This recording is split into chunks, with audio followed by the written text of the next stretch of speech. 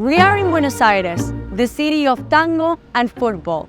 Just a year and a half after Javier Milei's inauguration as president of Argentina, the situation is becoming increasingly difficult for those who want to study or access healthcare in this country. Citizens denounce that the system of educational vouchers, the removal of subsidies and privatizations in healthcare, all they have done is widen the gap between the rich and the poor to levels never seen before. These long queues that you see here are people who don't have access to the medications they need for living. The privatization policies implemented by President Javier Milei have made access to health coverage very difficult, mainly for retirees and pensioners. Hago 3-4 horas de fila para conseguir los medicamentos a mi abuelo. Once a month, Matías comes to informal collection centers at 4 in the morning to get medications for his grandfather Alfredo. O sea, acá lo venden vencido, pero lo compro así porque son más baratos. Y además mi abuelo prefiere, tomarlos así que no tomarlos. This center is one of many that have emerged in the last year as a result of the suspension of health subsidies.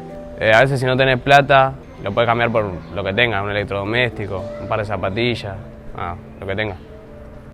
Let's remember that here in Argentina, prior to Milei's inauguration, more than 90% of medications were accessible to all retirees. Alfredo, from his home in Soldatis neighborhood, tells us about the impact this has had on his life. Esto a mí me mató. Yo antes iba a la farmacia acá en la esquina y conseguía todos los remedios que tomaba. Por PAMI, era gratis. Ahora, ¿sabes? Solamente puedo comprar 3 y a veces solamente 2.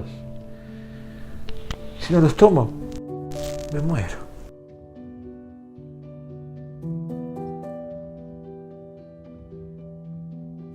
Matías not only has to take care of his grandfather, but is also responsible for his sister, Anita, who is 9 years old and goes to primary school.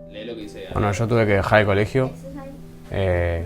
Acá en el barrio había dos colegios, pero uno cerró.